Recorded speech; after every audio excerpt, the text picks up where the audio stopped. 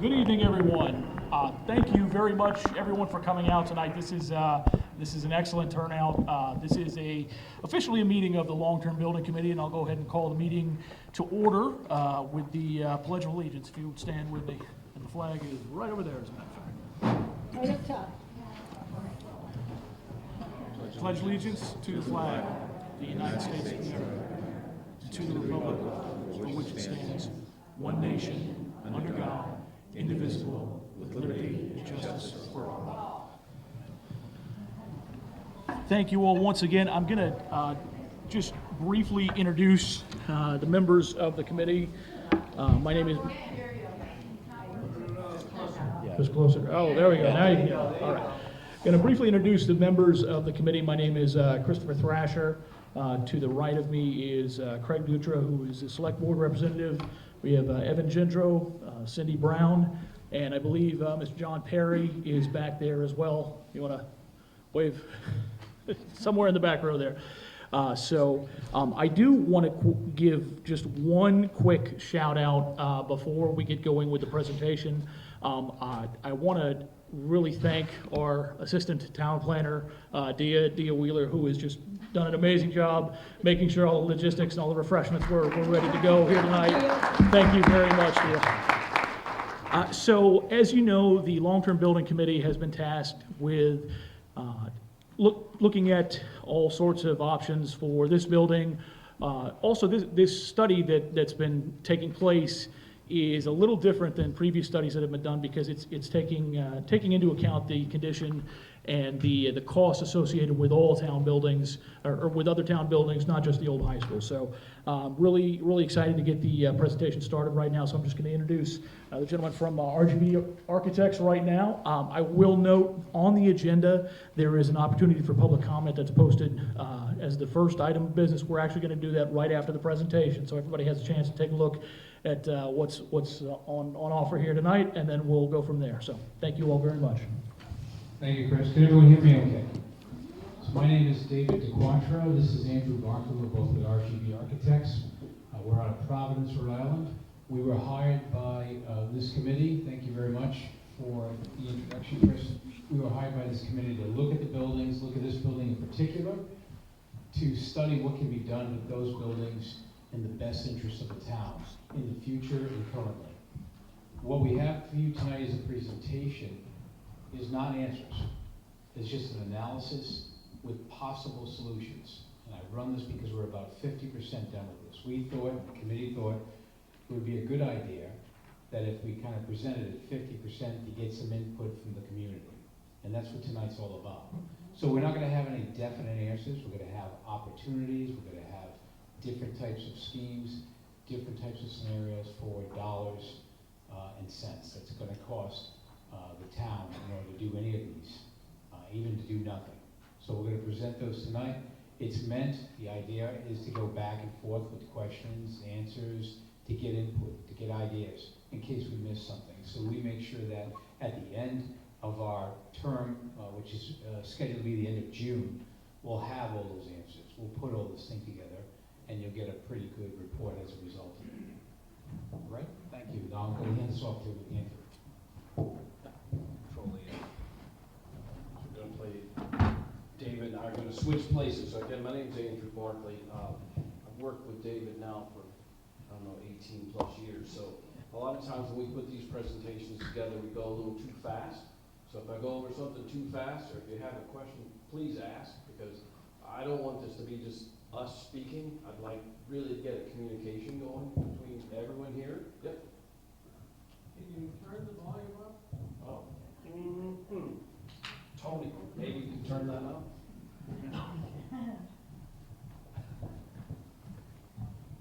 So, I'll independent of hold that. this, all Yep. right. Speak again. Trying again. Oh, all right, there you go. I'm sorry, I have hearing aids, so I get a double playback. So I'll try and speak up. All right.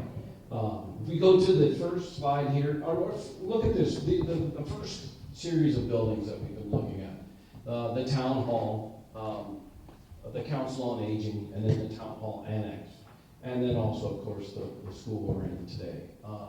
looking at these buildings, we're looking at their relative age, the functions they provide to Westport. They're all very important, and they're all part of your community. The high school has a fantastic, in a sense, bones or quality to it. And so if I go to the first slide, I come up with some questions. You get the down, there it goes. So whenever you're looking at it in a community, in a series of buildings, you have to ask yourself, what's the fitness of the buildings that you have? As an architect, we go in and we do studies on the quality of the building. When it was put together, what it will take in terms of money to keep it running, and then also if you were to lose it, what do you lose as a community? So you have to kind of constantly go back and forth. And is a structure something that's worth putting money into it, or is it something that's relative to be let go? So that's kind of the first question that I go into and looking at any of the buildings we're looking at this evening. And I think I just went over that, the fitness of the buildings, the existing buildings you have. What I wanted to talk about tonight is what the programs could potentially be. So this facility is 150,000 square foot high school. Right now, I believe we're using somewhere around 5,000 square feet of that. So you have and even with the option of trying to move some town hall functions into this, or town hall annex into this, or any other possible program we'll speak about tonight, you still have 120,000 square feet of building that you could use. And so that's really a good question to keep in your head. Like, what would this building be used for? How could it become an asset for Westport and for your community on a whole? So that's really what I wanted to ask tonight. And the biggest thing is I'm looking to understand what programs, what amenities you could bring here. And that maybe as a community, you're willing to invest into this building or to the other buildings that we just mentioned. So we do know that right now, thanks to Jim providing us our like operational costs and the history of the buildings, doing, in a sense, nothing to the building still costs you something. So you do still have money for operational heating and cooling and utilities that still cost them some time and effort and maintenance. So that's where I go to the next place. So I guess here we're here to listen, to suggest options, give you an idea of potential use, and then see if you will agree or I'd love to hear if you have other ideas as we go further in this, because a lot of this is coming from conversations, individual conversations, but not one as a group in the community. So that's what I wanted to try and achieve tonight. So just to go over the buildings, again, you're in this community, you should know, but Council on Aging is a fantastic program. It's really interesting. When I got the chance to tour it, unbelievable amount of people wanted to talk about the building, what it does, what it offers. Yet at the same time, you look at an older building that needs constant maintenance and some work, and they're luckily getting that over time. Like the kitchen's being renovated. It does have a media center. I think that came sometime during the pandemic time. But yet when you look through the spaces, there was a conversation about a library space that's maybe underutilized, and then other times where the building for reading and discussion or quiet coffee time is interrupted by the space that is used for exercise. So there's programs being offered, but there's a conflict based on the space, the allowable space that's being used. So that's a kind of just an introduction to this building. The next one, this is some images of potentially if we to consider moving the Council on Aging into a space here in the high school, what could that look like? And of course, with the amount of square footage you have here, it could take on any number of sort of environmental changes, right? We do need to address ADA, and one of the limitations where you are now in the Council on Aging is you have good access on one side. You have an elevator and a stairway, so it's actually difficult for well, for me, for that, but for the elderly to be able to go downstairs, it takes effort to go up and down through the multiple floors, when if you had something that's all on one floor, you had a kitchen, you had an exercise room, you had a quiet study room, you had your media center, you bring it here and set it up, there's an opportunity to provide a better service in a revised and renovated space. So, that's the first take on that. The next building I want to just touch on, the annex, the town hall annex. Going in there, it has quite a few different programs in terms of planning office and the different things it can offer. But at the same time, it was an old school. So in many cases, you would go and find one or two individuals in what used to be an old classroom that used to house or hold 20 students, every hour. So there's a building, it's aged, it's been maintained, but at the same time, it's underutilized for how big it is, right? Or how little it really is. The gymnasium at the lower level is really fantastic. That's cool.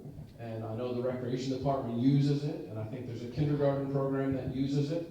But again, could those functions be moved into a spot here within this high school? Because I know there's after-school programs here. I know there's potential to use the gymnasium. There's actually a weight room. And there's multiple spaces within this building that could be readily converted to house the departments, but also offer more to the greater community. So, the next, please.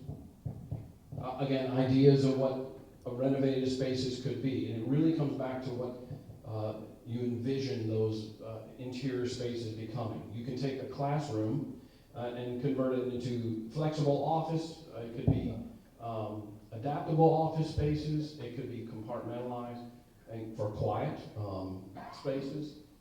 So I know it has all these different departments: animal control, building department, planning board.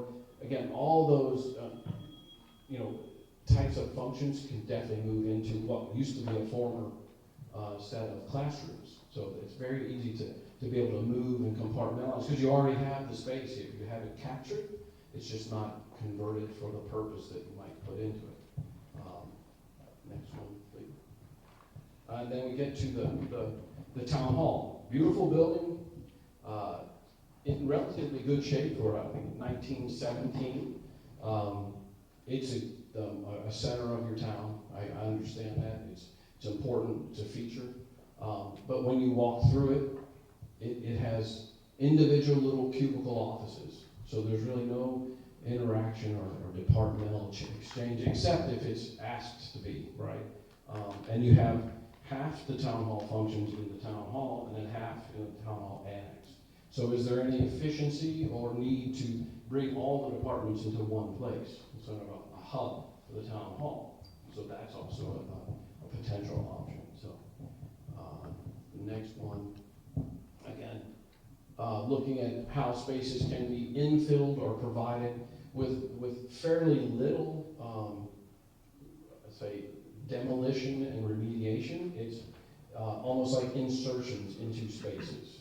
So media center, where we are tonight, this library is converted, right? This was the gymnasium, then it was the library, then it's a media center, and we're using it not town meeting, but group engagement. Could continue to be like that. Again, unbelievable amount of functions in the building now that you have, the town hall. So that's a consideration. What would happen to the town hall if you were to move those functions and those offices to the space here and consolidate? Would there be some efficiency in that and a desire to see that all localized in one location, either the first floor of this building or first and second floor? There's definitely enough room and enough connectivity through stairways and elevator that could happen. Next one, let's see where we are. Oh, again, here we are. Fantastic building. Yes, it was built in 1952, added on to in 1972 with the gymnasium and the auditorium. Recently been working on an auditorium renovation, actually right now, today, for a high school, where they have an old 1977 auditorium, and it's nowhere close to the auditorium you have here. In terms of the acoustics and the way it was made, you have a fantastic, it's the bones, right? But it's a fantastic space. You have 750 plus 800 people that can fit in that space. You can be in the back of the room like where John is, and I can speak without a microphone, and we can hear each other from the stage to the back wall. So you have a fantastic space that's there as an asset, but right at this point it's really underutilized or not used at all, right? We've heard back and forth about the new school, the new high school, middle school. It has an auditorium. Okay, that's nice, and it works, but it's too small. That's what I keep hearing. I'm like, okay, well, now you have this auditorium, and how would you, do you save it? Do you want to save it? Do you see that it has relative value? So that's something I think is, it's there, it's latent. It all depends on how much you want to put into it, or do you see it as being an asset? I think we'll talk about it later. If you lost it, what would happen? Because the cost to rebuild something like that, or to build it anywhere, is going to be far more than what you have to renovate it. So I don't want to get into specific numbers, but just think about what you have here and what we could do with it is really the overall some discussion on this. So these are questions I'd like to pose to you all, so I don't talk the whole night, but what do you see the existing buildings, what's their most significant asset? Do you see them being an asset? And if so, what do you see them as? Like, is there one building in particular that, and I'd love to get comments from multiple people, not just me, or what do you see the best use of the building being? Like again, I come at it as an architect or a school planner, and I have different ideas, but you live here, you know your town, you know the community, and what's the need that you have? Do you know one? Have you already thought about it? And this is sort of a chance to talk about it and bring forth ideas, because nothing is fixed or finalized at this point. We just really want to understand what you think the asset of this building or the other buildings have, what they hold. So, I don't want to pick on somebody, but When do you want comments? yeah, right now, if you'd like, I can share this for sure. So take that, or I was gonna say, I'll bring the mic around, yeah. you have that, the mobile mic? Yeah.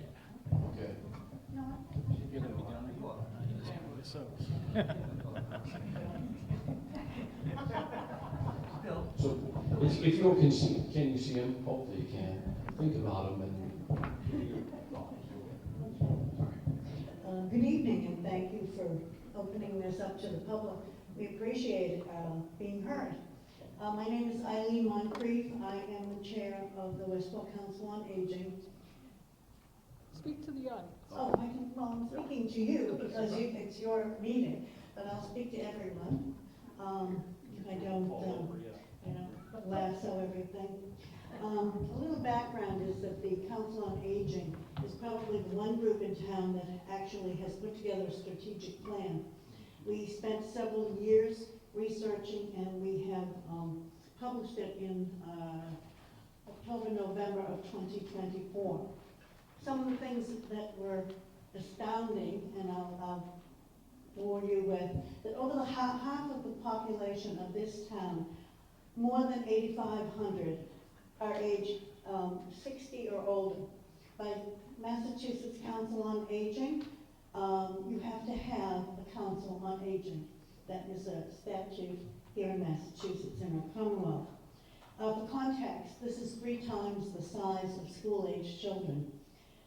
The budget for the Council on Aging to operate as it is right now is about $750,000 a year. Of that, the town only contributes about 33 to 40% of the total budget annually. The balance is paid by user fees, is paid for by classes and programs, donations and grants. So there's quite a few other resources. The building that the Council on Aging is in now, on 75 Reed Road, is not adequate for the programs that we offer for the growth and the demands that are coming for the population. I think that that's pretty clear. I'll give you an example. Depending on any day and what programs are going on, anywhere between 100 and 300 people each day go through that building. For social service consults, for educational programs, tax preps, exercise classes, supportive day program, nutrition, and technology classes, my particular favorite. But there's a lot that's going on. Most of the people drive themselves to the senior center. That's something that it is not everyone sitting in rocking chairs and have nothing to do. Council on Aging is a very active place. I'll give you an example. 489 rides were given in March by the Transportation Department.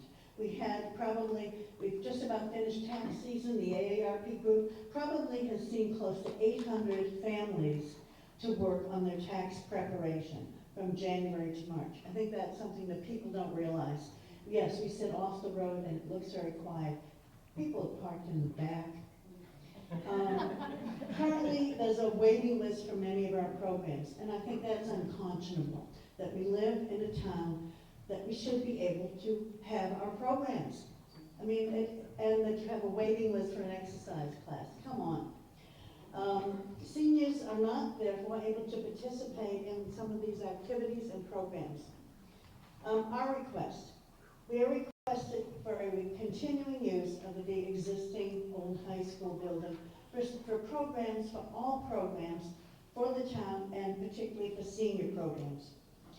The school was built for education and recreation. It's currently being used for education and recreation. We'd like to see it continue to be used for education and recreation. Maybe for a specific period of time, but maybe we could just be very creative about this. Sometimes I'm asked, like, what would you do for funding? Nothing comes from just the air. We're proposing that each department that might use this space, use this building, be charged square footage. We could be real, we could be just like commercial real estate, and you're assessed by how much space you use, how much space you need. And currently, you know, we could pay fees for the custodian fees, the maintenance fees, and the like. Anyway, we would like you to think more creatively about, you have extraordinary needs that we are just beginning to scratch the surface, and you have a fabulous resource here. So I thank you. Thank you.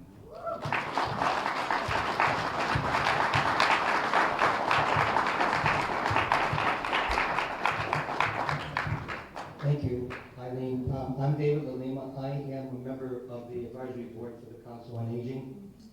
And we've been talking and thinking about this building for a long time, for years.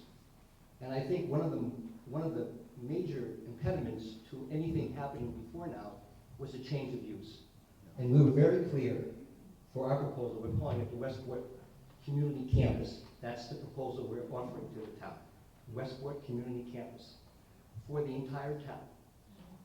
And the idea is that we would move, because we're not changing the use, we're not talking about use changes here. And we speculate that we can use every portion of that building. And I, in deference to my friend John Perry back there, the conversation at the beginning that we didn't get an answer to early on before you guys came along was, would you or did you need this building for education in the future? Maybe you would need it in the future. We never could get an answer whether, we found out that population for the schools is increasing. So there may be some point in time when that building may need to be used, not maybe totally as educational again, but in deference to that, the proposal we're offering is to move the administrative offices for the Council on Aging, which has 5,000 square feet and 8,000 people. A high school has $1 million building for 1,800. The numbers don't make sense for the town, for the seniors, who pay all the bills. So we're like, okay, it's about time we started, you know, getting into the game here. So the idea would be that we would start bringing people over, classes, activities. We already have conversations with second half now, I was the president of a condo association in Florida for 15 years. And I know if seniors are in a dominant role, things happen. There's a whole area of education for seniors, okay? Well, second half is looking for a permanent home. The second half has 400 people now. And we could rent out a space for them. I think they'd be willing to rent out space.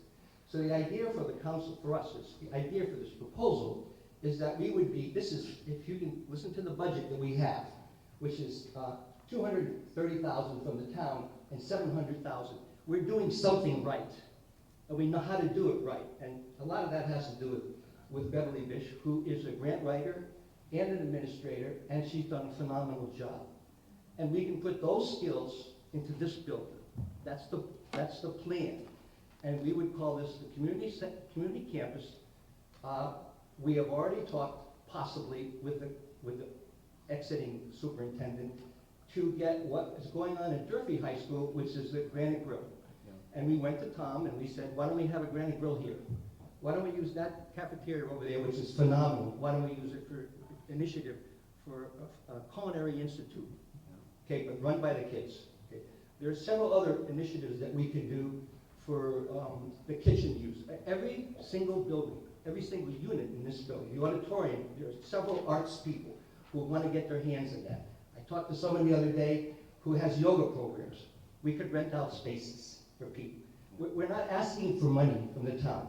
We're asking for permission to let us flourish. That's what we want to do. We want this building to be the equivalent of a high school for the rest of the town. It should never go any other place but as an educational facility for this town. That's the pitch.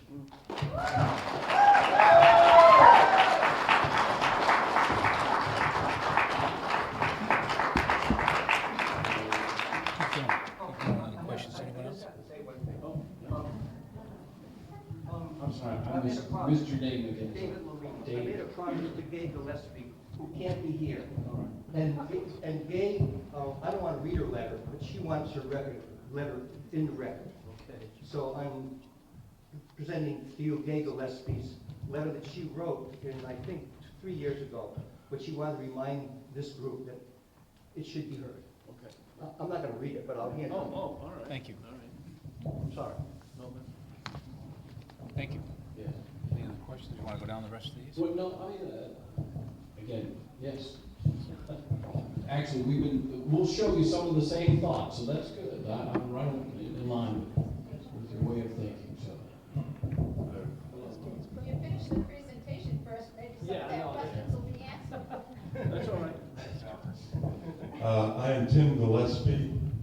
I'm on the Community Preservation Committee and the Recreation Commission, and I'm here for two reasons. I'm a slob when it comes to historic resources of this town, and I think these buildings that are represented here have some real history, particularly the high school that was built under the WPA program. It's a really significant building to this town, and I think it needs to be preserved. And I feel the same way about the Town Hall Annex. The history that building expresses, and all these old buildings that the town owns that they express, has real meaning to this town. And I'm not saying that we should continue to use them as administration buildings. Maybe it's a great idea to move all those departments from the annex over to this building. I don't think that's a terrible idea. But I think as the Council on Aging has suggested, these buildings could be used for other purposes if we preserve them. So I'm just sort of lobbying to keep in mind that these buildings have value, not just sentimental value, but real value to this town in the way they express its history. And the other thing, as a Recreation Commission member,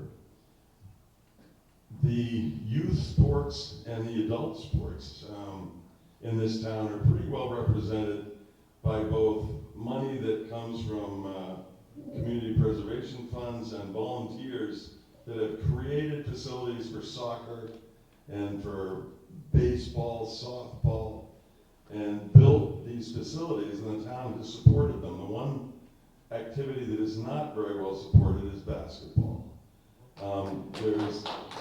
There's an old gymnasium basketball court that we've spent money and time improving and trying to serve the town as best it can in the downstairs of the town hall annex. And I think that the history of that gymnasium alone has significance. The floor of it, as I understand, was laid down by Milton E. Earl himself, and it is teak from a ship, I'm told.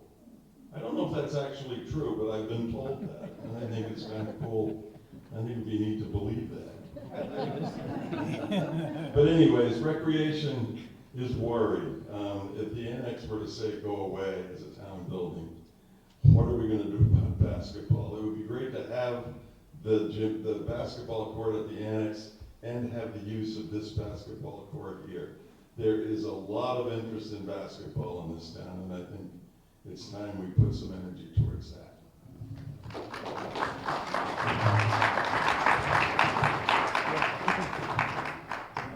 This feedback is excellent, and so just so everyone's aware, we're working in Durfee right now. Durfee, the building that they kept, the gymnasium, they're turning that to a pre-K. Yeah, the technology labs are being converted to a kindergarten. So Exactly. it So- can be done. We're looking at EMS for Fall River. Could it occupy that space? The town of Coventry, Rhode Island hired us to take their old high school and use it for other uses rather than tear it down. The town of North Smithfield hired us to look at their old school. It was like your town hall and convert that to another type of building. We have a lot of history on retail components. So these next steps that we're going to go through in our slides talk a lot about future use of that building. And it's great to hear that everyone, or most of the people here, are thinking the same way we're thinking. The trend is not to get rid of good buildings. The trend, because construction costs are climbing, and they're due to go up even more. The cost to build a new facility is around $800 a foot now. When you add all life safety and components right now, it turns out that much. When you renovate a space, it's roughly $400, or one half the cost. If you were to take a building down and recreate it, you're gonna build the steel all over again. So more and more towns and cities are realizing that the assets they have are worth something. They're worth renovating, they're worth using. So we find in our business that over the last 5 years, we've renovated 2 million square feet, more so than new buildings, because that's where the trend is going right now, and rightfully so. And you convert these buildings. So without further ado, I'll let Andrew go into some of the ideas we had for this type of building, and then we'll talk about how that transition will happen. So I can skip. We talked about these, but existing programs, cultural calendar. So these are some initial thoughts, and not, well, maybe it does provoke you. The idea is like, here's what we could put into this building, and even with the facilities that you have now. I just heard about how the school is used for aftercare or after school programs and recreational programs. There's also been some banter back and forth, talking with different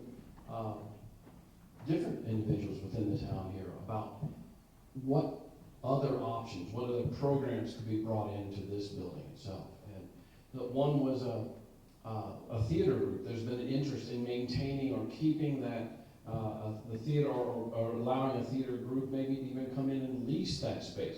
How that really plays out, don't have an answer yet, but it could be done, right? So that's an asset you have. Can you find a way to keep it and make it profitable? How much of the time would it be used? Can it be used for town functions as well as, say, a theater or a performing arts group? There's the new fire station. What about an EMS call center, right? We're working with Fall River right now in their EMS department, which just became a department, and they told me they used to respond out to Westport. Now, it's not that far, but it's still far in terms of response time. It's a distance to get here. You have the news center. Is there an opportunity to say take a space here and turn it into a call center or a response center that's halfway between the two? So again, ease of access, response time, that's a real option. Urgent care. I've had some opportunity working with urgent care centers where they go into a high school and they take a section of a high school, literally a section of a high school, and convert it into a call center. It doesn't have, it can be as big or as small as the provider wants, but not only about cutting your finger and needing it, or a broken bone, but it also could have psychological and counseling services offered as well. So there's a potential there that you could become an asset. And again, it could take as much as a classroom or two. So it's not something that's a huge infrastructural load. It's not a lot of money to do because you're having the company come in and actually upfit it. So you're allowing them to have access to the space. They come in and set it up the way they need. So that's an option. Have two people that my colleagues I work with have family.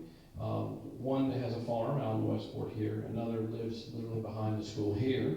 I asked them to come tonight, but they say a farmer's market would be fantastic. The farmer's market that you have is well attended, but it's small or limited by space.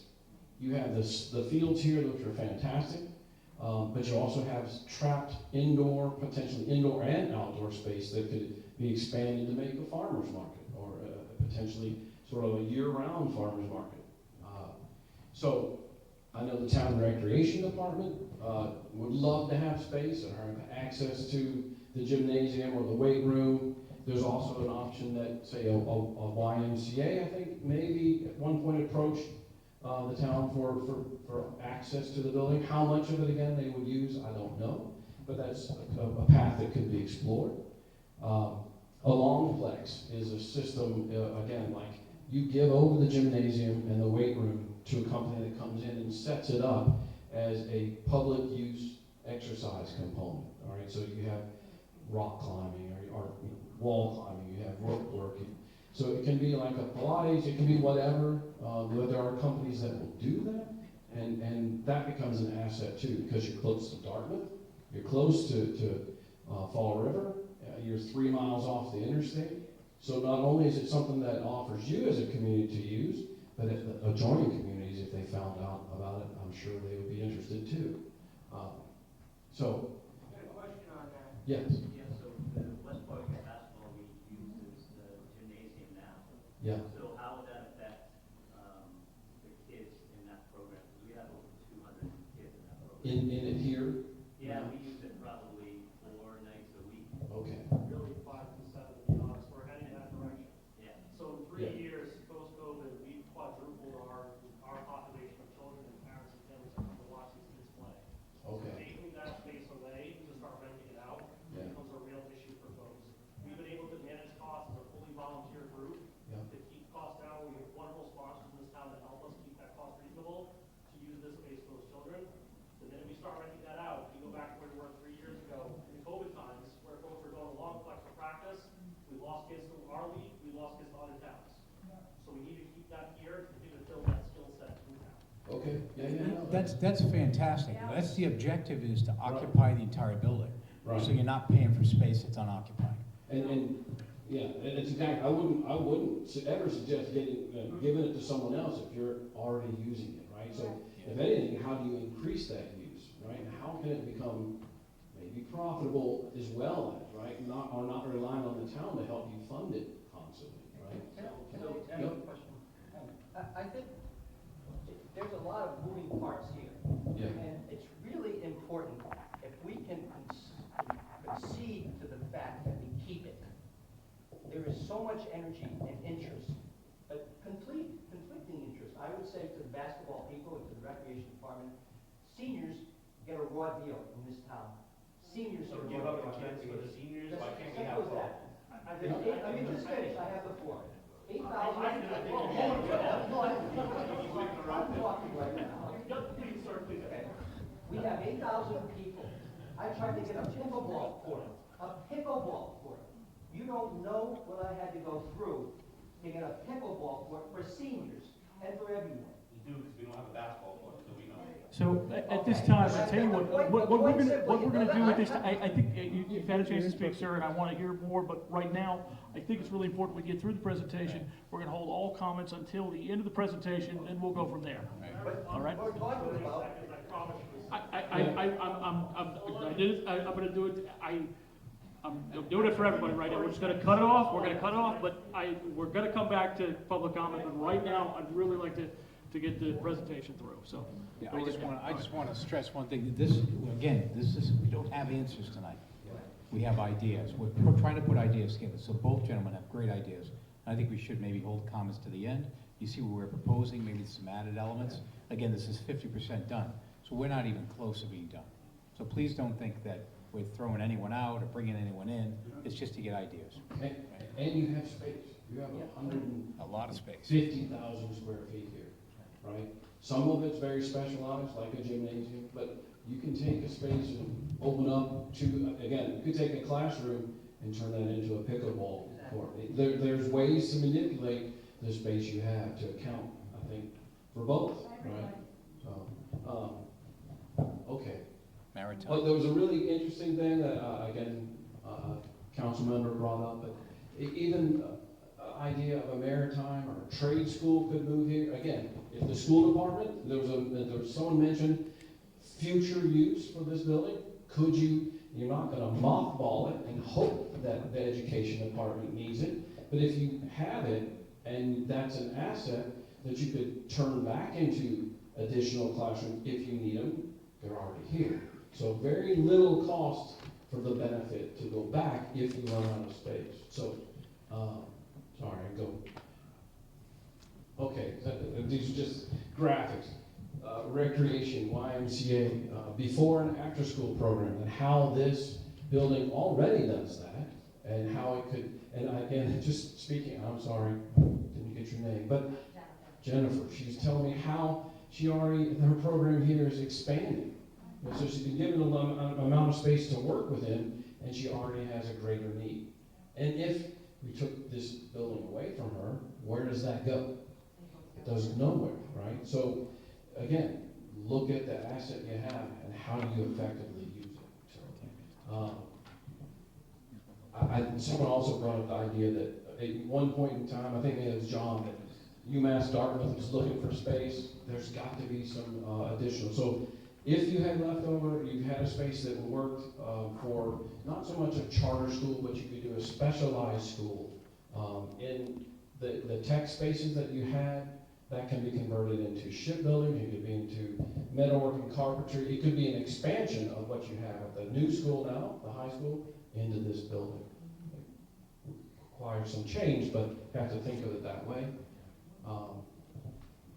You have the cultural council and community, the idea of an EMS station here, or at least an affiliate station, like a call center.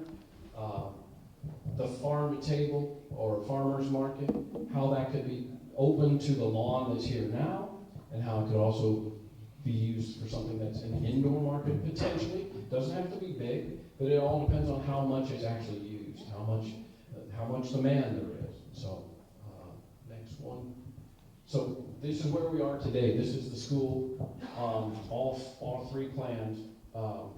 Just to give you an idea of the context of how, and it's not one-to-one exact. I try to keep everything off so we don't get into the weeds on how much square footage. But the idea is that you have tech labs, you have the cafeteria, you have the auditorium, you have classrooms, you have the gym and the lockers, you had old science labs.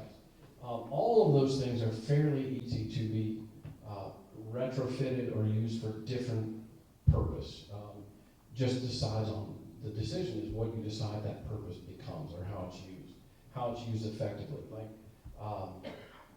So I know we have storage and mechanical, and you have the systems, but the systems in this building are already aged, and so trying to split them and repurpose them, not so much. They're probably timed out.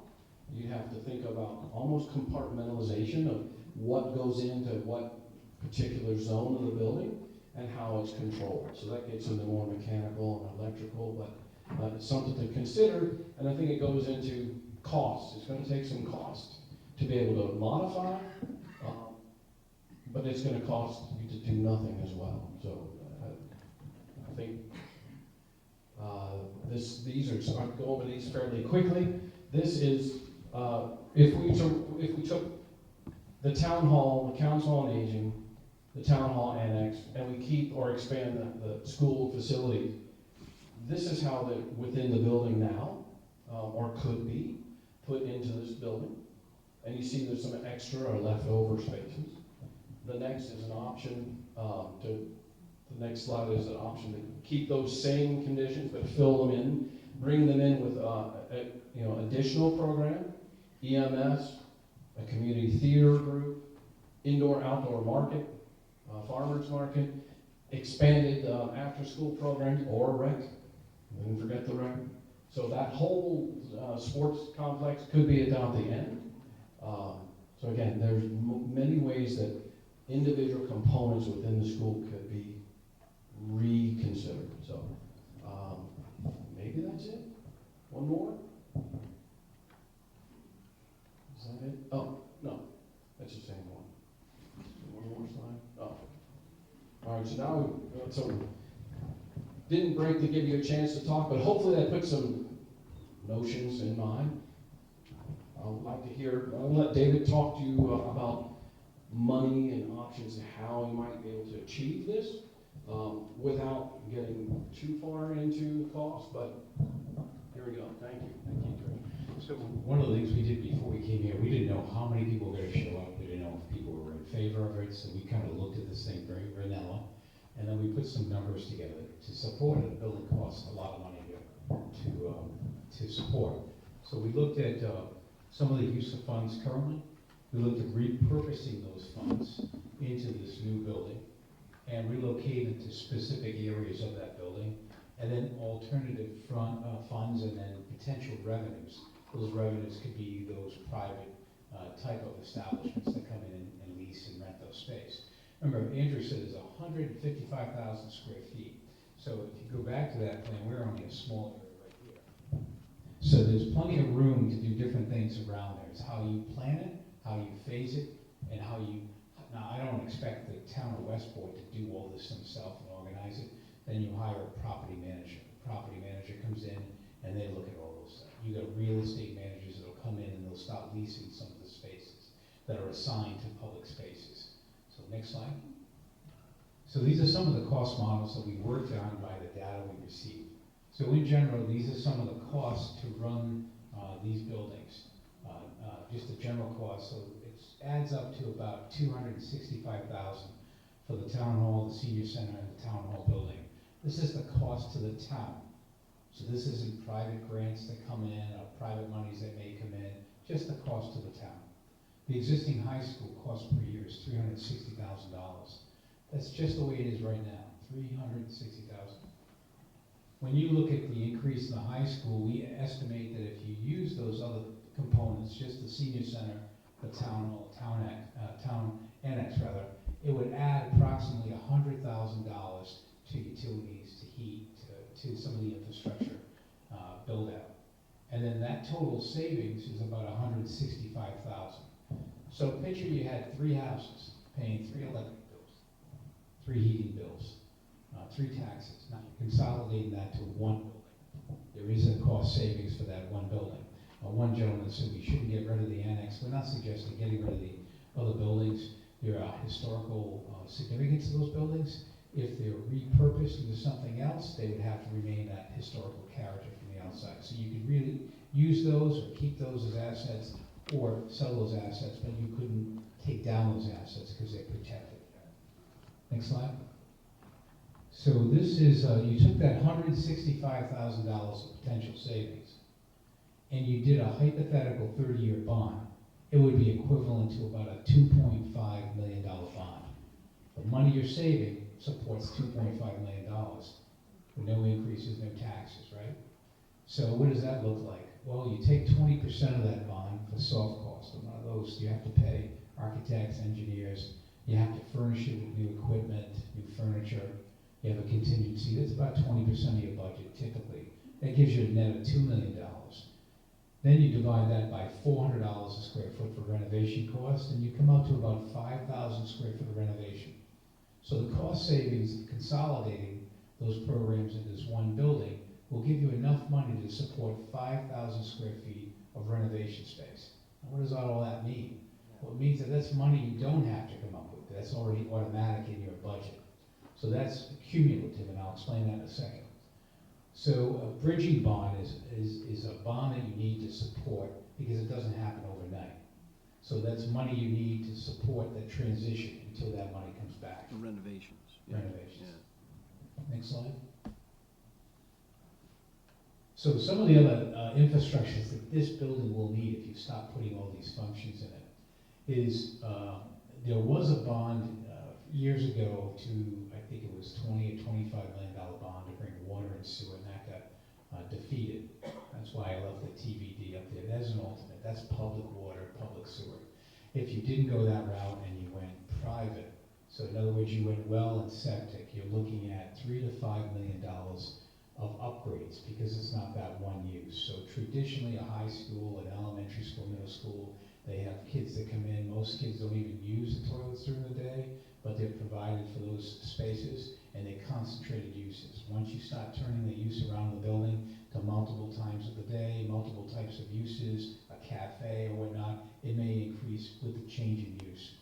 You have to do structural life safety upgrades. So you have to bring the building up to code because now it's a mixed-use type building. A suppression system should be added. There are some components for earthquake requirements that of the age of the building that wasn't there, you have to bring those out. So we estimate that around $5 million. The windows are old, but not the heating systems. You want to bring some different heating systems in. So those are added dollars to turn this building and to get it turned into that space. You just can't move it tomorrow. It just won't let you do that. Next phase. So we have an available square footage of, if we took the town hall, the annex, and the senior center off the total square foot, you'd have left 125,000 roughly square feet that you can then do different things with, whether that be recreation, whether it be after school care, or whether it be some kind of private type venues that come in. Now, for leasing options, we do a lot of retail work, a lot of mall work. They're usually going in cities, 25 to 35, office areas, rural areas at $15, $18 a square foot. That's what you can get for revenue for this space. So you look at your potential revenue if you brought in the revenue of that space, and then the potential tax increases to carry that incremental cost to make that transition happen. Yeah. Okay, next slide. So, yeah. So you do this in a phased approach. So you do it in a phased approach because if you did it tomorrow, it would be a huge bond to get it all happen for you to get revenue back. But if you do it in a phased approach, you can control where things are going. If you look at development in general, when they do development, very rarely you see them come in and build an entire development. What they do is they build parts and pieces of that development because they do it for two reasons. One, they can control costs, see where the costs are, and get that revenue. The new revenue then pays for that next addition or modification. The second thing they do is they hold back to see what the trends are, how the trends changing. That's why in a typical traditional mall, you'll have anchor tenants. You'll have anchor tenants, and the anchor tenants are the big deciding. Before the smaller tenants get in, everyone wants to know who the anchor is. And if the anchors don't come in there, they don't fill up that space. Even smaller retail type development works on that same motif. So you would do that same thing. You would bring in what, you'd find out what those major tenants are, potentially could be, and then the smaller ones would infill some of that space, some of the spaces you have left. So at the same time, you'd make those initial infrastructure improvements to make life safety work. You'd bring more life safety improvements into it. You'd renovate the space for the town hall and the senior center to move in. You'd renovate buildings as potentials develop, or tenants develop into that space. And then potential tax increases to carry some of those renovation costs as well. Next slide. Whoop, what happened? No, it- More slides. here, where were we? All you gotta do is hit the arrow. Is that it? No, just hit the up arrow. That's next slide. Oh, one. That? No, we hit that. Next slide. That? That's There. That's it. Oh. Okay. So town assets that are repurposed would support the town needs, would reduce or produce revenue growth and produce revenue for ongoing capital expenditures, both in other buildings in the town and this building in general. Next slide. So doing nothing has a cost.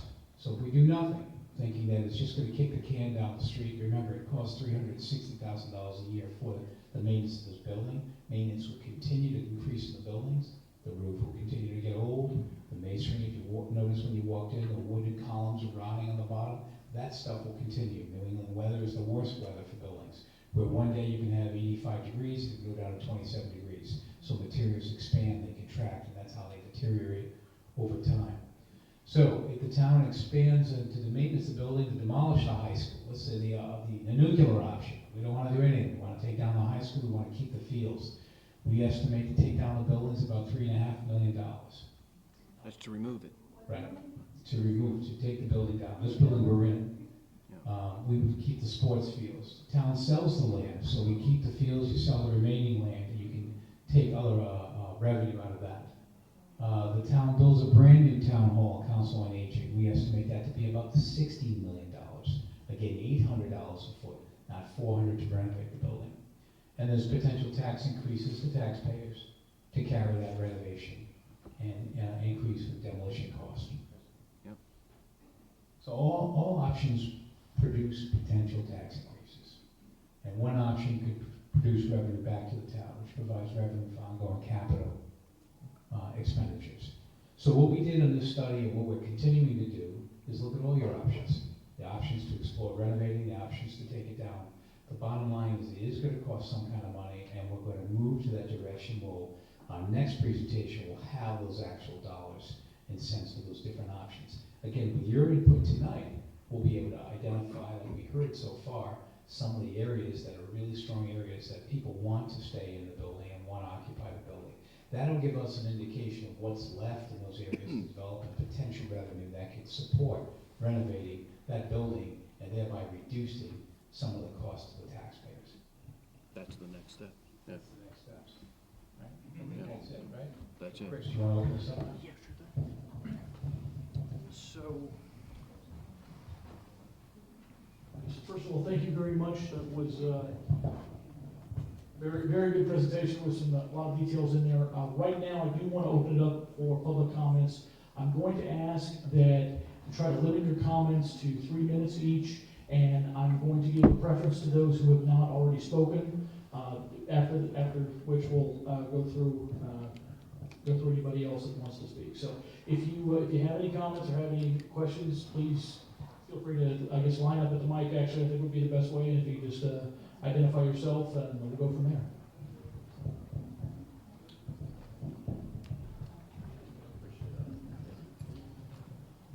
So it's unfortunate that we're here. My name is Jake McGuigan. I'm a new select board member recently, also a member of the Conservation Commission. I was taking notes during the presentation, so first, thank you very much for the presentation. I do have some concerns that we're all gathered here again several years later with a school that has been sitting here, obviously used in some fashion. But, you know, what's clear here is that there are a lot of interests in town with respect to how this building can be used. And we know there is a ton of space here that can be used. Council of Aging can use it, Recreation Department can use it, recreational leagues can use it. And I think that's going to be factored in here one way or the other. You know, we need the community space, and Westport has the ideas for the best and highest use of this space as a community, not as a private, you know, letting it go out kind of from a private standpoint. But I think, I know you said you're 50% of the way there, and you said there'll be numbers presented when you come back, hopefully again, and present. But that's, I think, what we need to see is revenue forecasts. I mean, we had some up there, but we need to know the economic reality of this space, how to use this space in a reality where we could be heading into a recession. And as I've stated numerous times, we are sandwiched between Fall River and Dartmouth. There is numerous amounts of commercial space available in Dartmouth that could be used, could be rented, could be leased. So I don't necessarily believe that bringing a private business or private, you know, retail space here into this high school will bring the revenue. There may not even be suitors for that, to be honest with you. So that is my concern, is we need to look at it as a community space for Westport. Revenue projections, I know we had some kind of, I would call them back of the envelope revenue projections. And again, my concern is we're here 3, 4 years later with not any concrete plan that we probably should have had prior to, leaving this building. So I hope, and I look forward to the rest of your presentation when you come back, where we have concrete examples of savings, how we can use it. I mean, you basically, we have 150,000 square foot space, and you gave us 5,000 square foot on a renovation. How do we make that work for the people in town, all the people in town, everyone in this room? And the fact that we had this much turnout is great. But again, we need answers and not continuing to pay consultants. And my opinion is, what is the return on investment? With all due respect to you, I want to know the ROI, how much we're paying consultants to do this work, to give us ideas, which we already have in this building right now. We already have the ideas. So we don't need to be paying you. Thank you. Thank you. If I could add just a comment to that, it wasn't 5,000 square feet for the town and 150 for everyone else. What I was showing is that the money you're paying now can be returned for an investment. That doesn't cost anything to renovate that space. That's ultimately what you want. And as far as what you're going to get out of it is what they've asked us to do for it, right? So you're going to ask them to do something, we're going to give you that. So what we looked at is that in the buildings is not only what you could do, which people have gracefully shown up today and given that suggestion, but we also looked at the buildings themselves. We looked at the buildings for what has to be increased in code, what has to be changed, modified in order to get occupying people in here for those different multiple uses. That's something that the average person may not know the building code. Those things get hit, and if they're not prepared in advance, those are added costs and change orders. So that's what we're going to try to do, is round this off. I think it's really fantastic that people show up and they have interest in keeping the building. This is what we wanted, and that gives us the momentum to continue. And hopefully after tonight, people come back, and they come back in greater amounts of volume, because if this thing goes forward, unlike the other studies in the past, we want to be able to pass something. We want to be able to move forward, not just end it. It doesn't go anywhere, and then do a study again someday. Next speaker.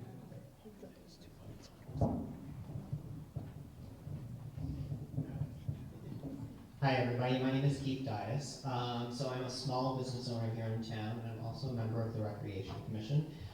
So that's part of the reason I'm here. I also recently ran for select board, and while I didn't make it on the select board this election, I will continue to run for select board until I make it there. One of the things I'm advocating for and will continue to advocate for is that our town has its own Chamber of Commerce. The reason I'm mentioning that is because, again, I want to echo Jake's sentiments, and congratulations, Jake. I want to echo his sentiments because I believe that no matter what, I have been saying this and I'm going to continue to say this, but West Point needs to be put first. So I know you guys as consultants are just doing their job, and I respect that. So this request is to our long-term building committee. I just ask that no matter what we do moving forward, that you're sure to make sure that the community is put first before anybody else comes in and rents this space, because I think that there's enough interest in this town and enough commitment in this town to use this space. And to echo the sentiments out there, there's plenty of space here for everybody. There's a lot of space here. So I do agree, the youth athletics, the recreation commission, the council on aging, without any doubt, there's plenty of room here, and I think we all have enough to bring to the table that, no disrespect, but I think this town can generate the money, and we don't need outsiders to do it. And one other big thing I'd like to say to kind of bring all this together is the recreation department. We know a lot about the Council on Aging, and I absolutely respect you guys. You guys do a tremendous job. You guys are revenue bringers. The recreation department is also a revenue bringer. They charge for their programs. There are fees that come in for those programs, and with more space, they can do bigger programs. Yep. This building here is sort of centrally located. Well, it's not the geographic location of our town. That's where the town hall is. This is sort of a very geographically sort of centered position in town where people are easily in and out.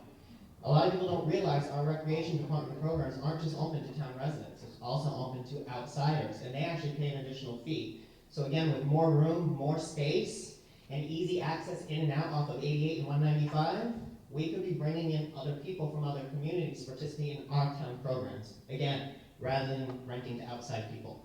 And then the last thing, if we form a town chamber of commerce and we have a chamber of commerce supporting our businesses, I think this space also represents a wonderful opportunity for our in-town businesses to rent space here from the town, again, generating revenue, so that businesses have extra space for celebrations, programs, classes, workshops. People mention things like yoga, singing bowl meditation. There's so many different things that could happen here to generate revenue. I don't think we need to look to retail or other things like that matter. I think what we need to do is support our town and our community, and I think a community campus here is a wonderful idea.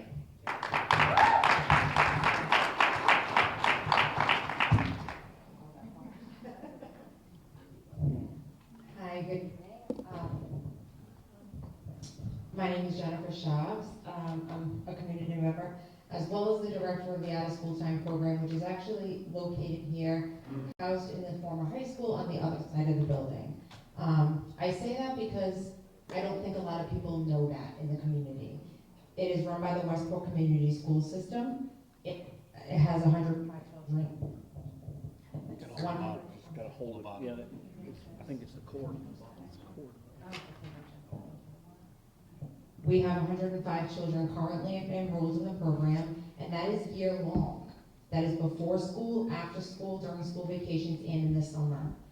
If I don't have that program, that is 105 children that do not have aftercare. That also means staff without jobs, that also means me without a job, and that's why I'm advocating, obviously for myself here, standing up and for the program, but I honestly, and with all due respect for the elders, I really am here for the kids tonight, I'm gonna be honest. I absolutely am. Here in Westport, there's a growing need for a space that truly unites its residents of all ages. While we have a diverse range of businesses, the lack of a dedicated center leaves a gap in Westport community.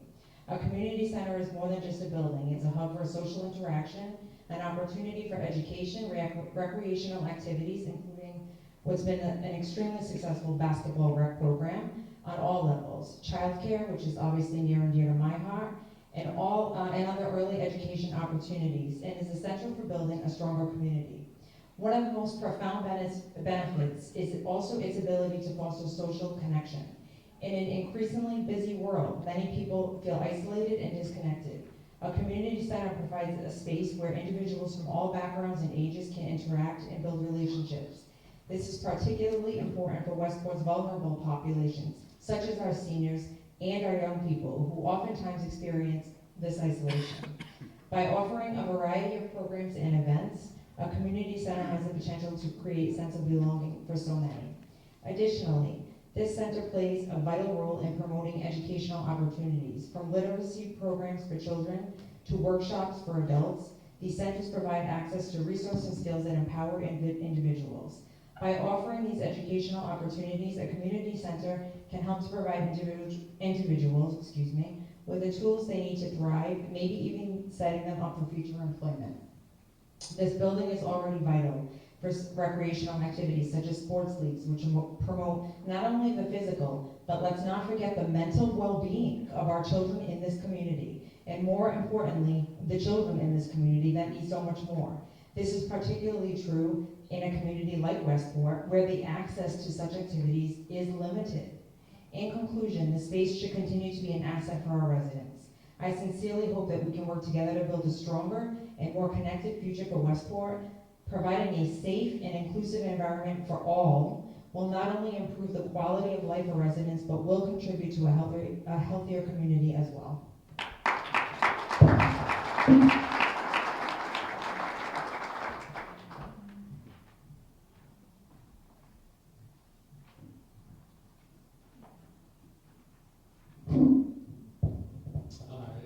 I'm Jim Whiteman, and I live down on River Road. I am currently the chair of the planning board, and I have a few comments about the reuse of this building and the buildings in Central Village.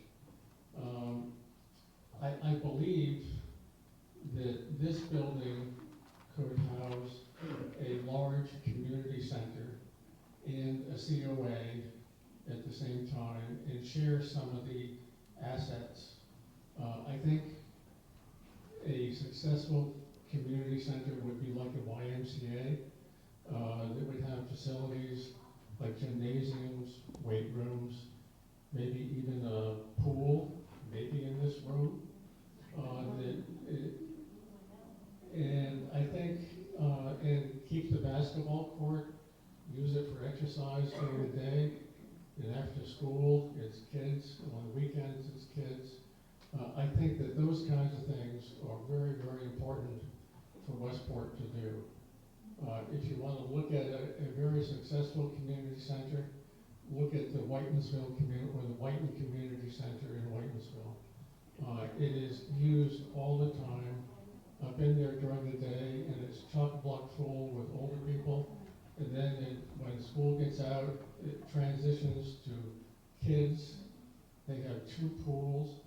They have an Olympic-sized pool and a regular pool. The old pool would fit in this room with extra room for lockers and showers and stuff. And I think in terms of using this space for town offices, be it from the town hall or the annex, I would like to reconsider that, because if you take those offices out of Central Village, I'm not sure what happens with Central Village.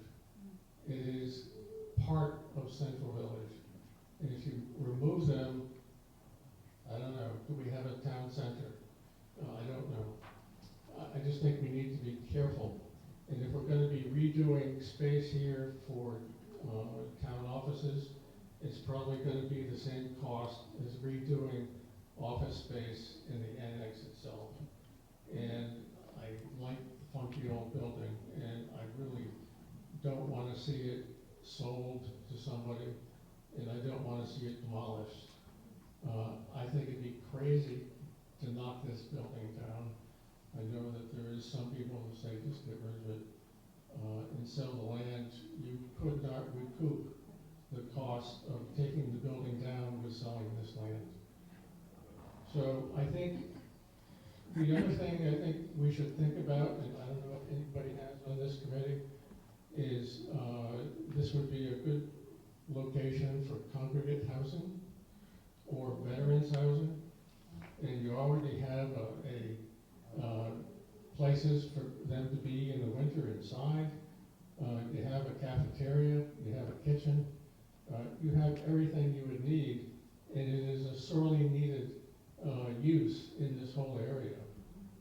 If you have money, you can go to existing life care facilities, or this would not be assisted living, this would be congregate housing, so that you would be able to care for yourself, but you have a place to eat your meals. And I think we ought to at least consider sending out an RFP for some of this space. Not all of it, but I think some of it. And there's all kinds of other things that we could do with this building, so let's not sell it, or let's not knock it down.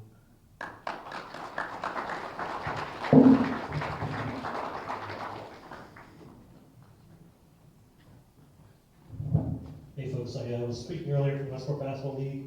My name is Al. I promised earlier I'd be brief, and I will be. I just want to say that as parents, we want to make sure we give our kids opportunities that we didn't have ourselves growing up. The last thing we want to do is take those opportunities away now, right? But at the same time, a really critical point that I wanted to make to you earlier was that it doesn't have to be either or. It can be for everybody, right? It can be a shared space for all ages of Westport. So I just want to say that out loud for everybody to hear. Thank you.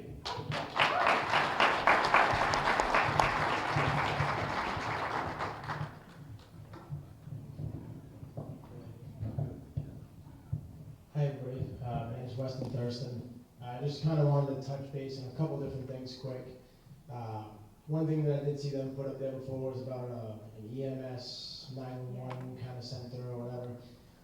Currently we only have one dispatcher for the town. You know, we have budget problems, so before we even decided to even do stuff like that. And that's just one dispatcher for the police side. Fire side, they dispatch themselves. And then when they're both out, then the police take over. And then if we have a fire, the sergeant comes in and helps man the radios. So, you know, we gotta fix things like that first before we decide that we're gonna take the garage and turn it into something else, you know, for EMS stuff. We have a brand new fire station, well, newer fire station, it was built in 08, 09, finalized. We have the North End Fire Station, so we already have that stuff already covered. So as far as that aspect, I don't think we need that.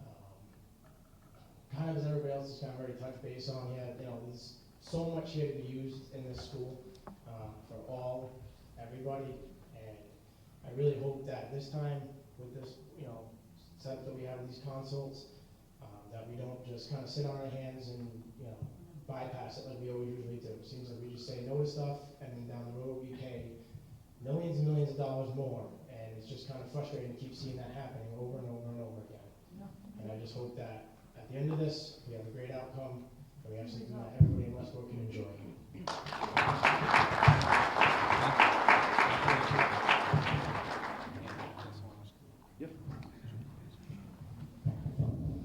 Hi, I'm Carol Freitas. I'm the Veteran Service Officer for the town of Westport. I know Jim Wayne mentioned veteran housing, and I just want to say that that is desperately, desperately needed in this part of the state. In Massachusetts, there's 2 veterans homes. One is in Chelsea, and the other one is in Holyoke. And I tell EOVS, the state veterans office, that those are not realistic options for people down here. It's too far for people to drive to go visit their loved one. So veteran housing and senior housing is really, really needed. We had, here in Westport, a veteran and his wife who had to find housing suddenly, and it took lots and lots and lots of phone calls to the state representative, to different organizations to finally get him housing. Housing is needed. That's all I have to say. Thank you.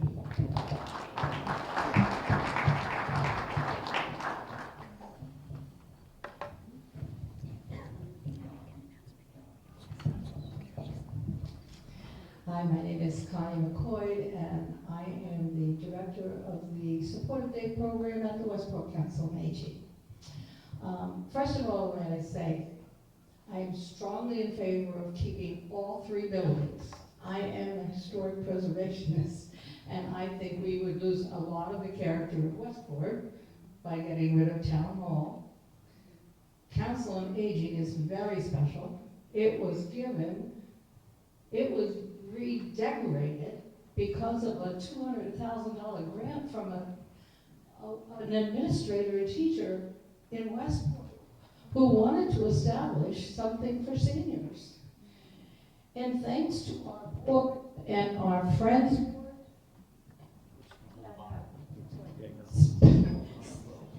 that have spent much over the years to make it beautiful and acceptable for the seniors. Thank you to all that you do and keep us going. So I'm not in favor of selling any of those buildings. I am strongly in favor of making this a community building to help all of the community. However, may I point out a couple of things. First of all, as director of the Supportive Day program, which many of you may not know what it is for seniors in the community who need socialization. Their families need to go to work, or they need some respite, or they need to go to work. And so we provide a program for them from 8 o'clock in the morning until 2:30 in the afternoon. Unfortunately, we can only run that program 3 days a week.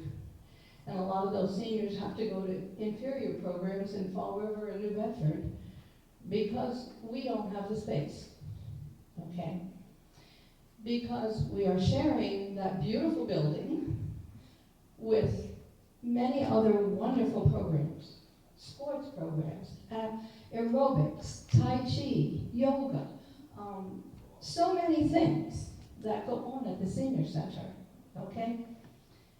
Many of those programs would fit beautifully in this building, okay? Our program, I would love to see stay in that building. It's why it was purchased, it is why it was renovated, and it suits them perfectly. No, they don't have to use the elevator to go downstairs. Everything for them is on one floor that they have to fit, that have to go to. We have been recognized by the state as having one of the best programs in the state. And yet we cannot run it 3 days a week, only 3 days a week. And I think that we need to keep a number of those things in mind. The seniors love the program. I could have, if I would have said, they wanted me to bring buses and bring them all here tonight. They really did. They said, can you get the van drivers to bring us? Because they will be heartbroken if they have to leave that building. That is their home. They love it, it's perfect for them, and everything they need is there.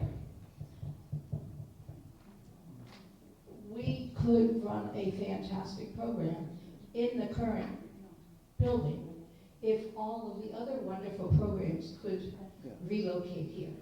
Okay?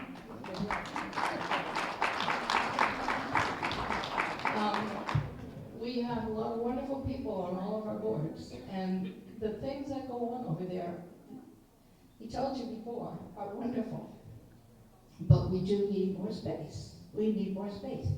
However, Gerald, Mrs. Hazel Tripp, who gave all that money for that building, to me, to take that building and use it for some offices or some other building or sell it so that we can have more money in the town is wrong. She specifically gave of her money for that purpose. And that's what that building needs to be used for.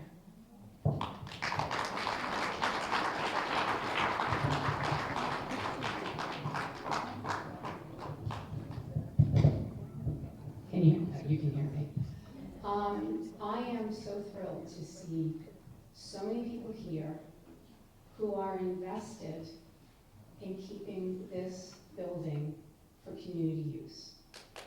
I'm really impressed. Now, you have a job to do though, because as the statement says at the top, all options produce potential tax increases. We know historically, people in town don't like tax increases, well, nobody really does. But my suggestion to all of you is what you've heard tonight, is to talk to all of your neighbors and get your neighbors as invested as you are, because there may come a point where you're going to be presented with some options, whether it's to take out a bond or another override. But you have to know that none of this is going to happen if we don't have the funds to do it. So the investment of your energy, your thoughts, your passion is wonderful, but you're going to have to talk to other people in town to get them on board, just like when the new high school was built. I never saw so many people at a town meeting. There were so many people at town meeting because everyone was invested in making that happen. So if you're invested in making this happen here, please go out and do the work and tell them to come to the next meeting.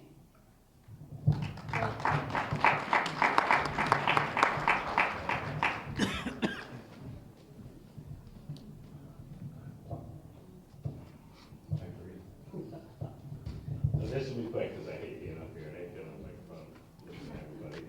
You guys, I just kind of wanted to get a feel from the crowd right here.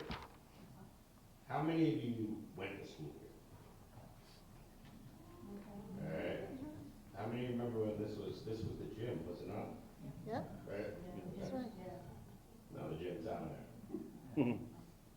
And that's changed a little bit too. But kids are still using it. Everybody's using it. You can't drive past this school and not seeing people use it.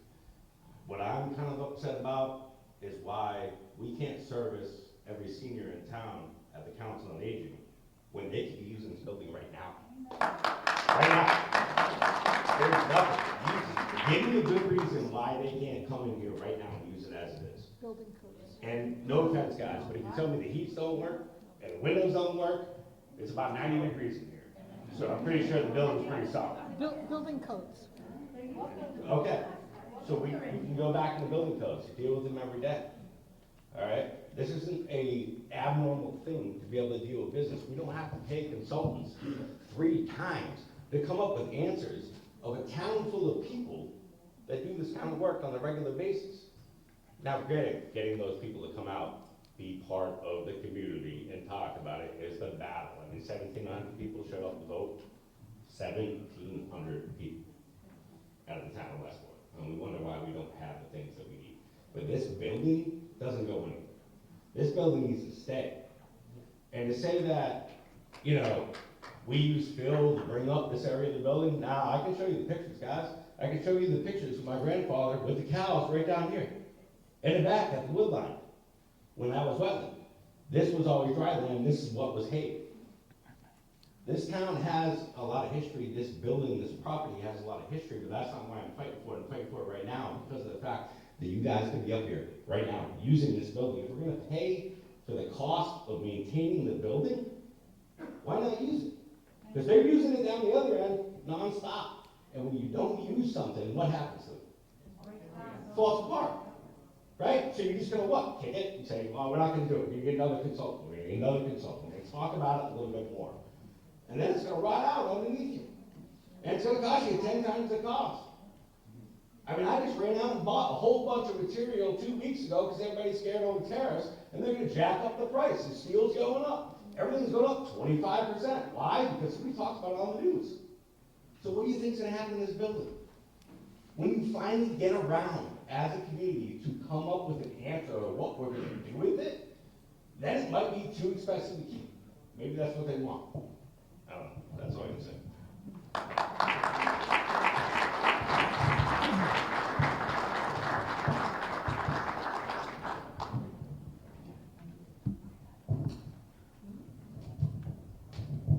Hi, my name is Cindy Badabunga.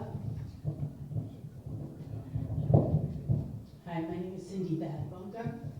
I'm a mom, a grandma. I don't like speaking, but I'm sitting here and I'm listening. And I'm ashamed that the senior center, the seniors are in a small building and we're not doing anything. This building is sitting here being heated and maintained. Where they keep using it. And our kids, I coach basketball. They need to be in here using this building. Our kids, our residents should be using this building, not anybody else. We're taxpayers. Don't bring in big companies. We don't need them. We don't want them. This is a country town. Leave the office buildings in the town hall where they should be. Has anybody been to Salem? Have you been to their town hall? It's old. They're making it work. It's beautiful. Let's just remodel that building and keep it. Keep our history. Don't erase it. We're erasing our history. I don't know about anybody else, but I'm tired of it. Let's keep it for our kids. Thank you.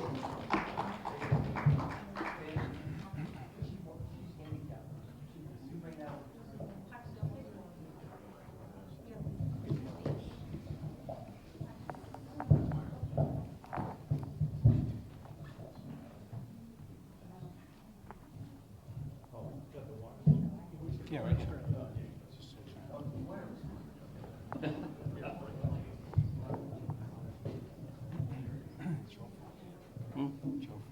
Yes, it is. Thank you very much. I'm representing two organizations this evening. My name is Lisa Feidelberg Costa. I represent, and I have a position as an advisory board with the COA. And I'm also one of the commissioners on the Westport Commission of Disability. So I'm representing both organizations tonight. And I just have some general questions with regards to what was presented today. One question I have is, when was the committee actually formed? When did this committee be put into place? What year was it? Because I'm hearing during the presentation, it's been a long time. So when actually was it put together? What year? Maybe 3 or 4 years ago? Okay, so we started 3 or 4 years ago, correct? And then we hired consultants. This is the first group I'm aware, this is the first group I am aware of.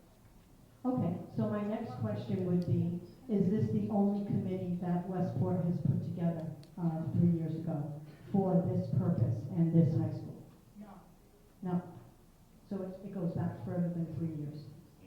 Okay. My next question is, when did the high school become vacant? How long is the high school been vacant? What year was the high school vacant? And you might not have the information that I'm looking for. I know. 4 years, roughly 4 years, yeah. About 3 years. Yeah.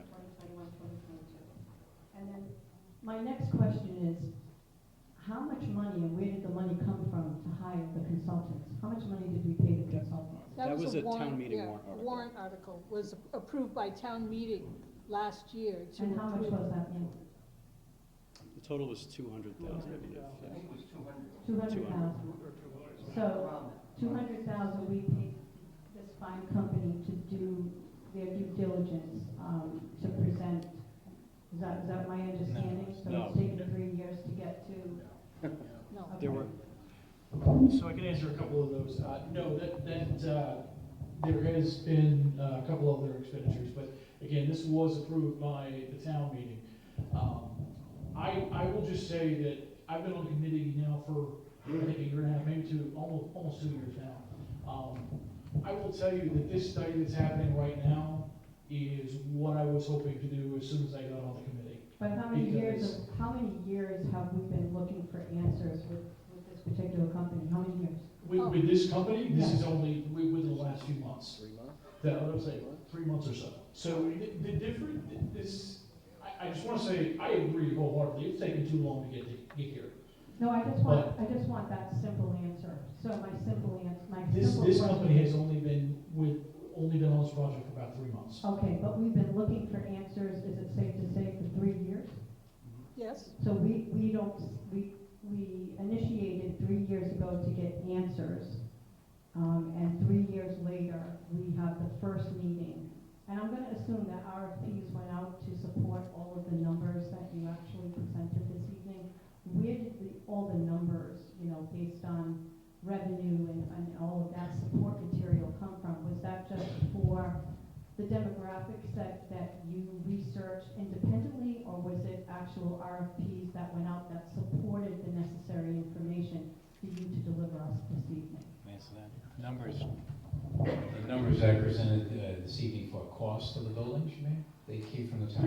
Pretty much everything. So you went by town numbers that you got? Yes. And so we have that support material to back those numbers up that's available to the public? Yes. Okay, wonderful. And so we're looking for answers based on, in other words, you did this presentation and you got all of this information since the date that they were hired, is that correct, Mr. Thatcher? So it's been what, 6 months? 3 months. 3 months. 3 months, okay. And then based on that, now you're looking to us to try to find what our thoughts are as residents of what we want to do with this building, is that correct? No, I'll clarify that. There's been other studies done, and I don't know what happened to those studies, but when we took this over, we wanted something to be a little different. We wanted input from the public, just like we're getting here tonight. This is great input. Don't shoot the messenger. We're trying to put this together, right? Right. And we're not done yet. Sure. So all this information we get, we put that together, and we come back out with our proposal that would say the next steps are, and what those next steps are. So this is all healthy. This is really good what's happening tonight. We've got pages and pages of notes, of ideas, but more importantly, we have a direction from the public that's given us. So ultimately, what we want to do is we'd like to go out and go off a bond, go out and actually do something, make it available, right? That's where you want to point to that direction. No, absolutely. And that's why I'm just trying to get a basis of when this all started. where the monies came from. I mean, did it come from the town? Did it come from taxpayers, the $200,000? Yes. So you use taxpayers' money to do that, okay. And then my next question and final question would be, with the American Disabilities, you know, have you considered, you know, moving forward with any building, obviously, being disabled myself, what type of protocol or what type of entities have you researched? Because some people are under the understanding, right, if you have a ramp, you're handicap accessible, but, you know, it goes far more beyond that. You know, you need bathrooms that are handicap accessible, not only for the elderly, but, you know, for children as well. I do understand that, you know, we say that there are certain parameters in place where the Council on Aging couldn't necessarily use or occupy space right now, but we have, I believe the lady said, 100 children that are currently in this building. So obviously it is safe. And so my question is, have you looked at, you know, the Disabilities Act with regards to fundamental upgrades with regards to the facility in general? So part of the plan is you do it macro, then you go micro. So macro is, what is the need? And you go a little bit lower and find out the potential needs, potential uses of the space. Put it together to see if you have justification of those needs. And then you put a cost estimate together based on what those needs are. And part of that cost estimate would include building code upgrade, fire code upgrade, ADA upgrade, right? Life safety upgrade, earthquake requirements, all those things play into the numbers. That's where you get the numbers from. $400 a foot, $800 a foot. That's all. But you can't do renovations today with a building that doesn't meet ADA requirements. 100%. I'm right there with you. And the other thing too is there's grant monies that are available in order to do so. So that's a positive influence, you know, with regards to the building as well. So I just wanted to ask those general questions. I appreciate your time. Thank you.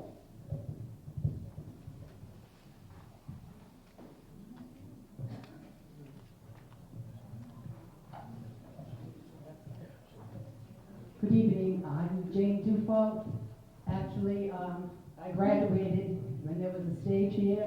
I did come here. I stayed and I taught for 35 years in the community schools here. And I taught music and theater.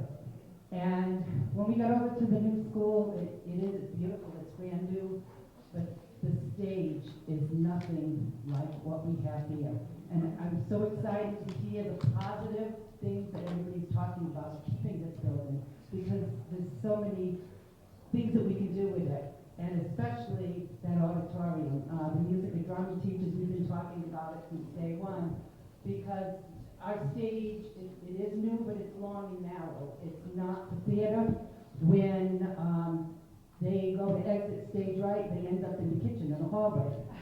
It just wasn't set up for theater. If they try to go walk behind the screen, they have such a narrow area that they hit the screen. And we can't have the sets that we wanted. And we can't have some of the scenery. We just try to water it down and do what we can. And the productions have been fabulous. The kids have done, we've got such an interest, but we have talked so much about renovating this theater. We really want to, and not asking the town for money, we're asking, we want to write grants, we want to get private donations, we want to look at fundraising. We do want to renovate that theater because we've got a great theater there. We actually have a baby grand piano that the Tiverton Chorus raised money, and they donated it to us, and it's sitting there because there's no room to move it to the new school. So it's just sitting on the stage. We can really use that part of this school. So we are definitely, the whole music and drama stuff. Even the students have said to us, can we go back to the old school and perform there? So even they sense it. So I'm so happy to hear the positive things, not just for that, using that stage, but for the whole school, because there's a lot of potential here. Thank you.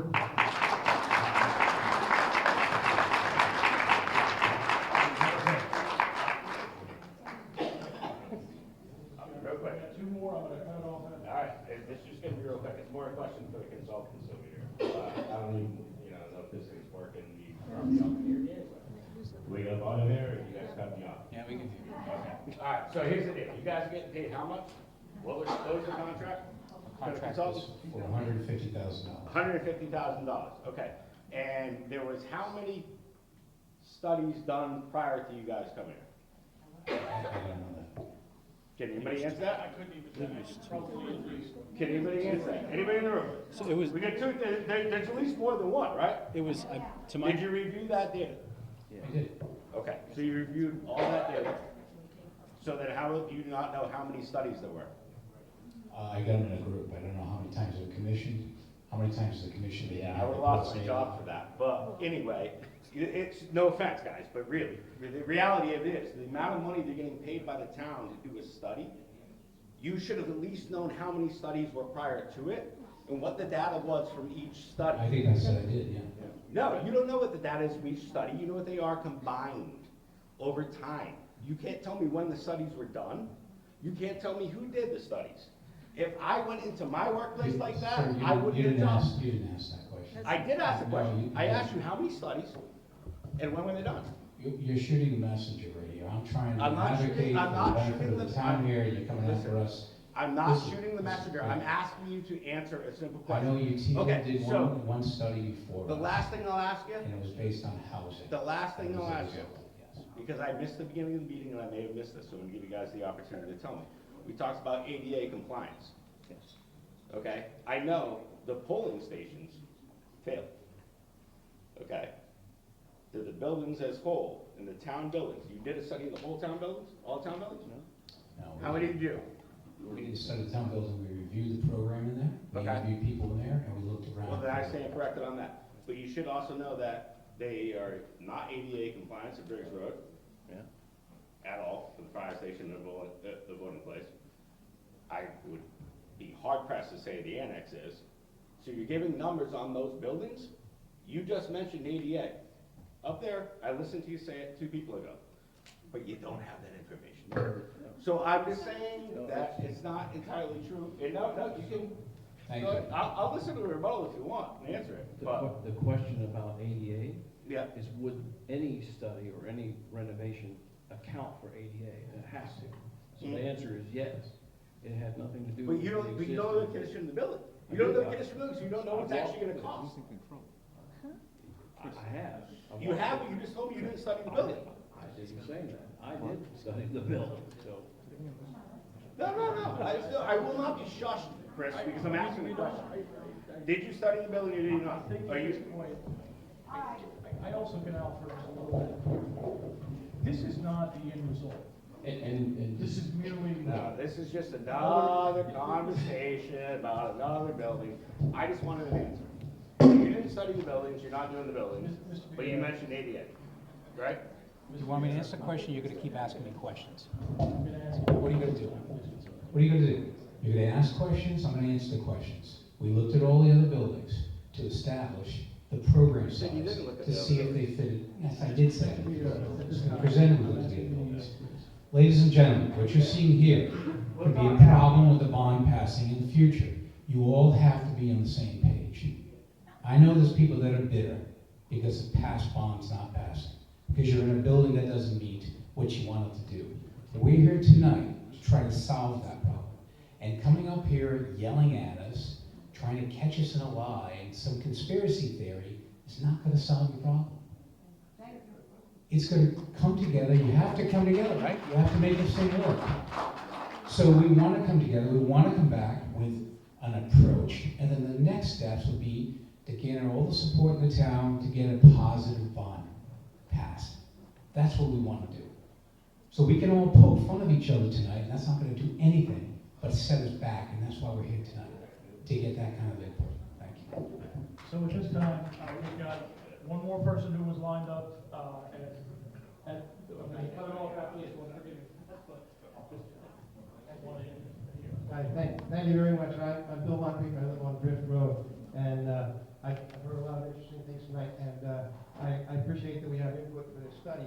And the input that I'd like to give and request that it be addressed in the study to the extent that it can be, is we've heard of its desperate needs from Council on Aging for space now. And we know that this building has been used like that in the past and continues to be used like that today.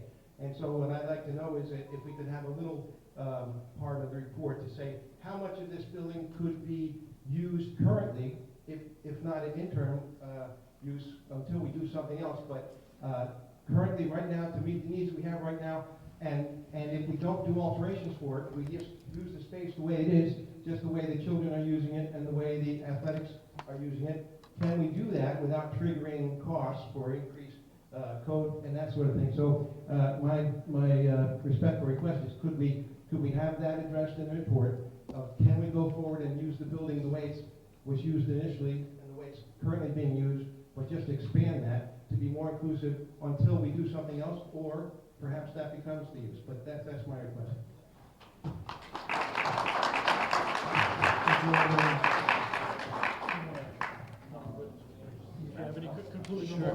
I think that concludes our remarks tonight. I want to thank everyone for coming out. I would ask people to, I think that one lady came out, she was very good. She says, go to your neighbors. Sometimes people have work schedules, they have childcare issues, they work late or whatnot, and they can't make it to the meeting. The best thing you can do is to go to your neighbor, tell them that you went to a meeting where a lot of people spoke their opinions. There's a report that's being produced. Both Andrew and I have taken several pages of notes. We've taped the evening so we know what exactly is coming from the general public. We would ask again for your support at the end of this and for the next steps. And we just thank you for taking your time out of your busy life to do this. Thank you. Thank you. So, very quickly, once again, thank you everybody for coming. I know everybody wants to get out here, but Dia does have a quick announcement, and then we'll close the meeting.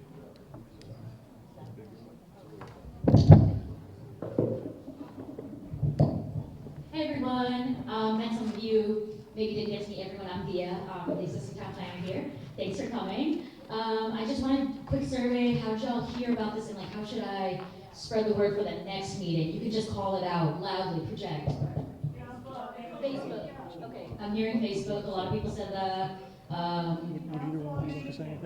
Yeah, I did. Yep, they sent out a text blast. I think Helene did that. Yep.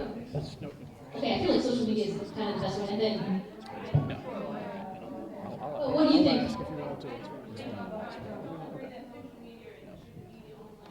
No, because I did flyering, we did some text blasts, so in addition to social media, also I connected with Coach Rob. It's on TV. Yes, on TV, right? Oh yeah, got sent out a thing, okay. If you have any more ideas. On the Town website? Okay. If you have any more ideas, feel free to leave it on that notepad. I was just getting a sign in just so I could get a rough head count. Next time, let's remember 3 minutes for our comments. Let's keep positive attitudes, and I think this was really productive. So, thank you all. Thank you very much. Once again, I'm going to ask if anybody from the committee wants to make any remarks. I don't believe so. So I'll just say that the one thing I think everybody can agree on in this room is that we don't want to do nothing, and that might be the most expensive option. So I appreciate everybody who came out. I'm very hopeful that the next meeting will be productive as well. Thanks again, and at this time I'll take a motion to adjourn. So moved, seconded, all those in favor? We are adjourned. Thank you.